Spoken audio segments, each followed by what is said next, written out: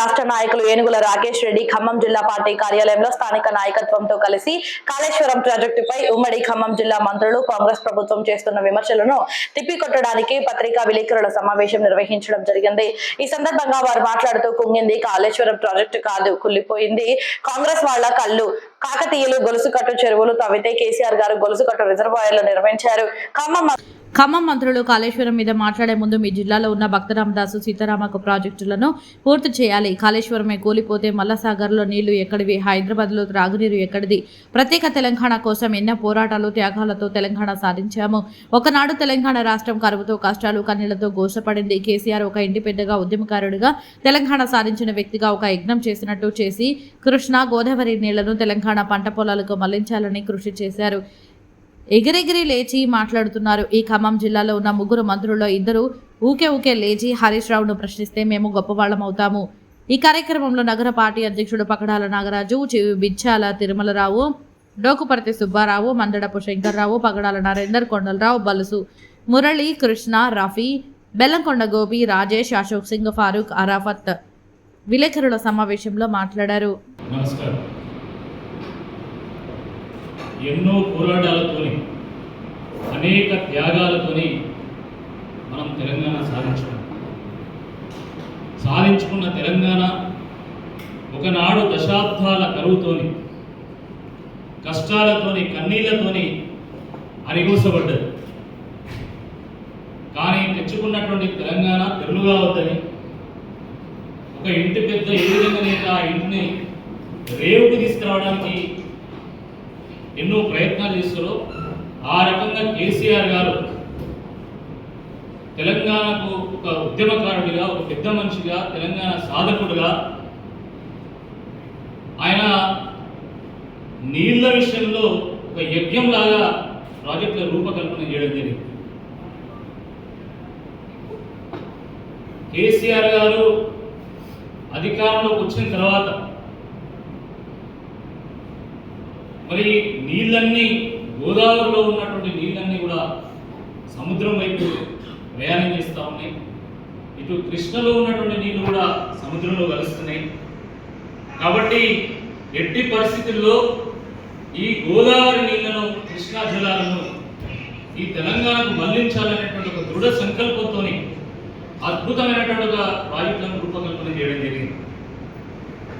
తెలంగాణ దుస్థితి ఎట్లాంటిది అంటే పల్లె నిండా అన్నం ఉన్నా కూడా అన్నం తినలేనటువంటి ఒక పరిస్థితి. తలాపున గోదావరి మారుతూ ఉంటుంది, కానీ ఆ గోదావరి జలాలు మన పంట పొలాలకు రావు, మన ఊళ్ళో కూడా రావు. కనీసం మనం దాహం తీర్చుకోవడానికి గుక్క నీళ్ళు కూడా మనం తీసుకోలేనటువంటి ఒక పరిస్థితి ఆలు తెలంగాణలో ఉండే. కానీ కేసీఆర్ గారు త్రివేణి సంగమం కాళేశ్వరం వద్ద అక్కడ ప్రాణహిత కలుస్తుంది కాబట్టి ఆ ప్రాణహిత కలిసిన తర్వాత అటు ప్రాణహిత ఇటు గోదావరి జలాలను ఒడిసిబట్టి ఈ తెలంగాణకు రప్పించాలనేటువంటి గొప్ప సంకల్పంతో కాళేశ్వరం ప్రాజెక్టు రూపకల్పన చేయడం జరిగింది.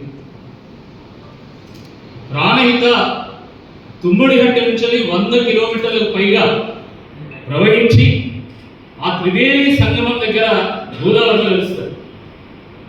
కాళేశ్వరం ఒక గొప్ప పుణ్యక్షేత్రం, కాళేశ్వరం ఒక ముక్తీశ్వరం. అలాంటి ఆ త్రివేణి సంగమం దగ్గర 221 టీఎంసీల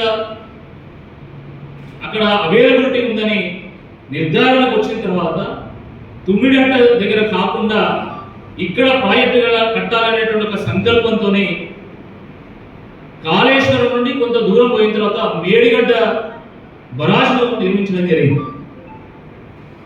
ఆ మేడిగడ్డ బరాజ్ కంటే కొంచెం ముందే కన్నేపల్లి పంప్ హౌస్లను నిర్మాణం చేయడం జరిగింది. కానీ మీరందరూ కూడా రోజు ప్రచారం చూస్తూ ఉన్నారు. ప్రచారం కాదు, దుష్ప్రచారం. మేడిగడ్డ దగ్గర 2 పిల్లర్లు కుంగిపోతే మొత్తం కాళేశ్వరం కూలేశ్వరం అయిపోయింది. కాళేశ్వరం కూలిపోయిందని చెప్పి కాంగ్రెస్ పార్టీ నాయకులు డప్పు పట్టుకొని మరి ఊరు ప్రచారం చేస్తా ఉన్నారు. అంటే ఈరోజు మేడిగడ్డ దగ్గర ఉన్నటువంటి 85 గేట్లు ఎత్తినా కూడా ఆ కన్నేపల్లి పంప్ హౌస్ దగ్గర ఇప్పటికీ 100 మీటర్ల నీళ్లు అక్కడ ప్రవహిస్తూ ఉన్నాయి. 93 మీటర్ల నీళ్లు ఉంటే చాలు, అక్కడ నుండి మనం నీళ్లు లిఫ్ట్ చేసుకోవచ్చు. కానీ అక్కడ 93 మీటర్ల కంటే ఎత్తుగా అంటే 100 మీటర్ల నీళ్లు అక్కడ నుండి ప్రవహిస్తుంది.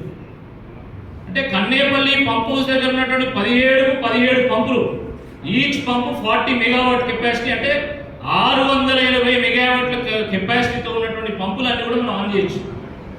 రోజుకు 3 టీఎంసీల నీళ్లు మనం అక్కడ నుండి లిఫ్ట్ చేయొచ్చు.